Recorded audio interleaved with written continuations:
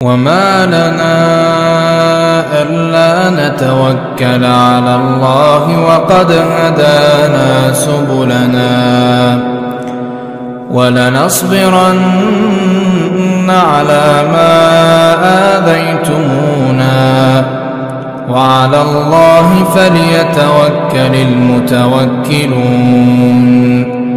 Alhamdulillah, jemaah yang dirahmati oleh Allah Subhanahu wa taala, malam hari ini melanjutkan kembali pembelajaran kita untuk ulumul hadis, yang mana malam hari ini kita akan memulai untuk mengkaji salah satu dari jenis hadis yang oleh para ulama hadis itu dikategorikan sebagai hadis sahih.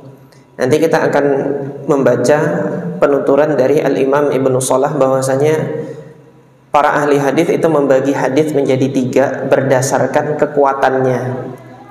Jadi berdasarkan kekuatan sanad periwayatannya, para ulama hadis membagi menjadi 3 jenis hadis. Yang pertama adalah hadis sahih, yang kedua adalah hadis hasan, dan yang ketiga adalah hadis dhaif.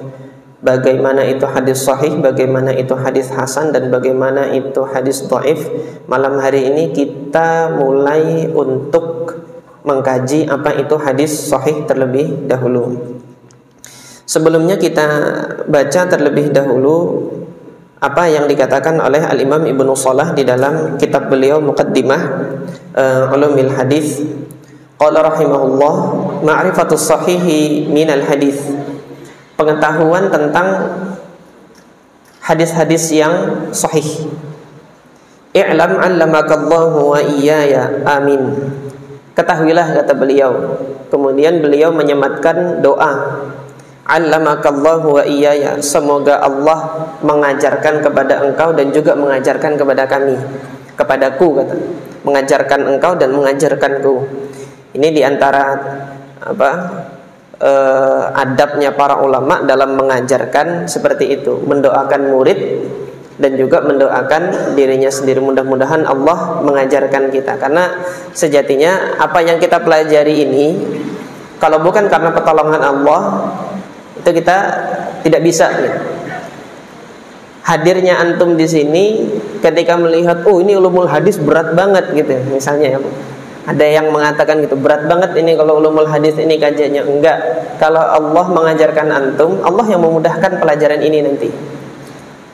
Nah, ini kita ambil faidahnya dari ucapan beliau ini. I'lam 'allamakallahu wa iyaya annal haditha 'inda ahlihi yanqasimu ila sahihin wa hasanin wa dha'ifin.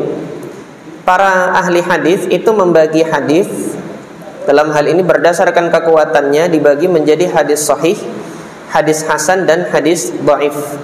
Ammal haditsus sahihu, adapun hadis sahih, fahuwal haditsul musnadul ladzi yattasilu isnaduhu bi naqlil 'adlid dhabiti 'anil 'adlid dhabiti ila muntahahu wa la yakunu syadzan wala mu'allalan. Jadi ini yang dikatakan oleh Al-Hafidz Ibnu Shalah. Ammal haditsus sahih, adapun hadis sahih adalah fahuwal haditsul musnad, dia adalah hadis yang musnad, hadis yang disandarkan sampai kepada Rasulullah SAW. Disandarkan sampai kepada Rasulullah itu bagaimana? Ya, artinya dianggap sebagai ucapannya Nabi, dianggap sebagai perbuatannya Nabi, dianggap sebagai keputusannya Nabi SAW. Dia musnad alladzi yattasilu isnaduhu, yang sanadnya itu bersambung, binaqlil adli, yang dinukilkan oleh perawi yang adil, ad-dhabit, dan juga perawi yang dhabit. Perawi yang adil, perawi yang dhabit ini butuh 1 pertemuan atau 2 pertemuan, nanti kita membahas itu. Nanti insyaallah akan kita jelaskan rinciannya nanti. Anil adli dhabiti, yang mana penukilannya itu juga dinukil dari perawi yang adil pula, ila muntahahu, sampai akhir sanad. Perawi itu harus adil dhabit, adil dhabit, adil dhabit dari awal sanad sampai akhir sanad. Wala yakunu syadzan, dan hadis tersebut tidak boleh syadz. Apa itu syadz? Singkatnya syadz itu menyelisihi. Dia tidak boleh menyelisihi dalil yang lebih kuat. Tidak boleh menyelisihi Al-Quran, tidak boleh menyelisihi hadis sahih yang lain. Nanti akan kita lihat contohnya bagaimana. Wala mu'allalan, tidak boleh juga ada ilalnya. Ilal itu apa? Ilal itu sebab kedhaifan yang tersembunyi. Kalau tersembunyi gimana cara mengetahuinya? Saat nanti kita telusuri. Ada waktunya, pelan-pelan.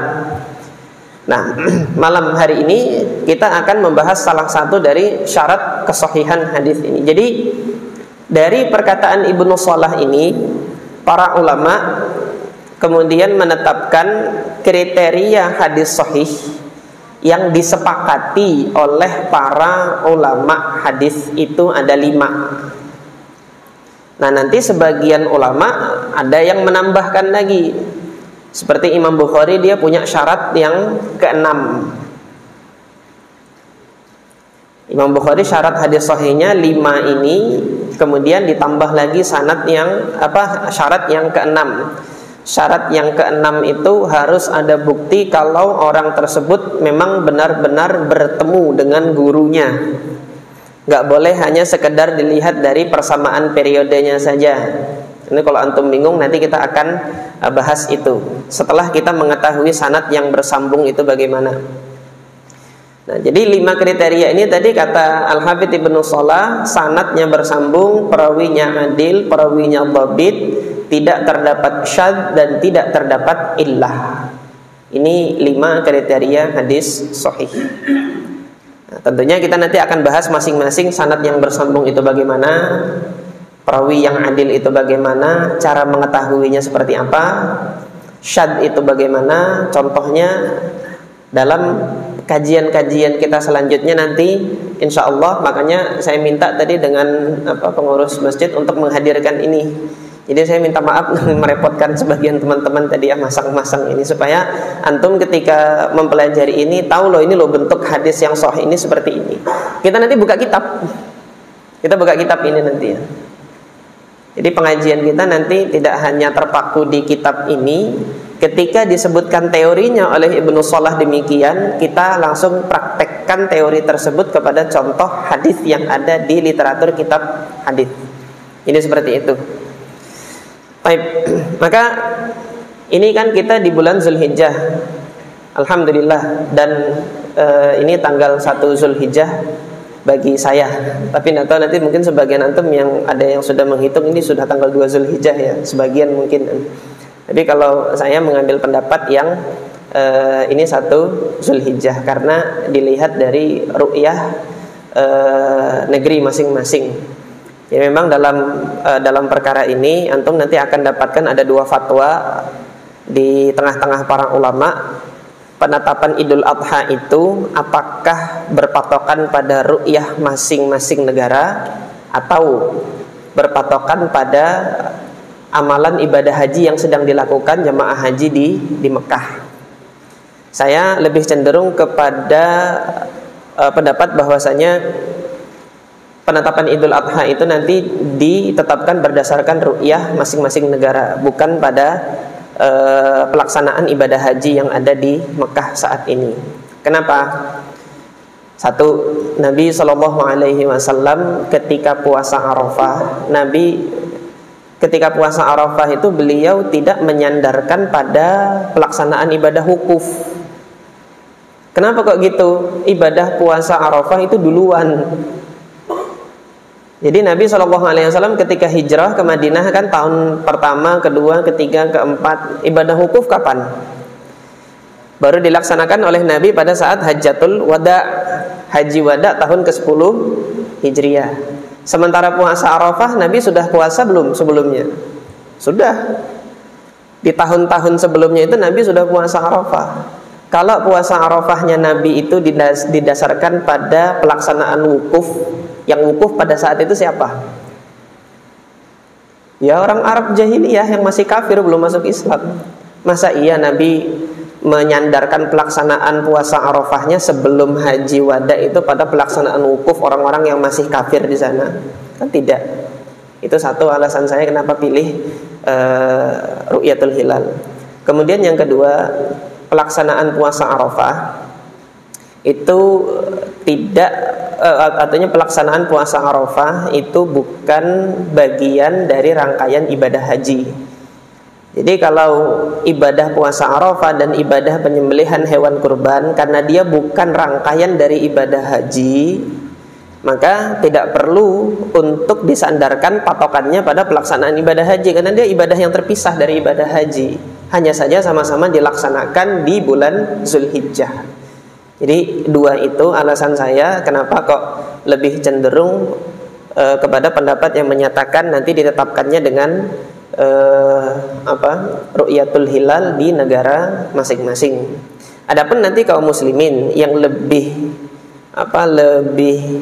cenderung kepada pendapat yang menyatakan ya ikut pelaksanaan haji lah, puasa Arafahnya nanti ikut ketika kaum muslimin wukuf di Arafah nanti. Kalau nanti yang mau mengambil seperti itu silahkan.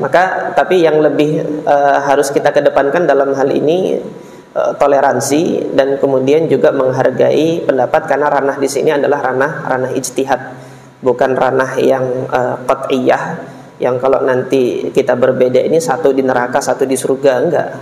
Tapi sini masih ranah masih ranah ijtihad, apalagi ini di awal Zulhijjah ini Rasulullah SAW menyampaikan bahwasanya amal-amal soleh di awal Zulhijjah ini lebih Allah cintai daripada di hari-hari yang lain.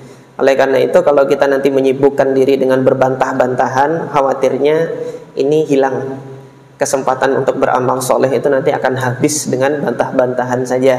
Maka mari kita sibukkan dengan amal soleh, dan hadisnya kita bahas malam ini.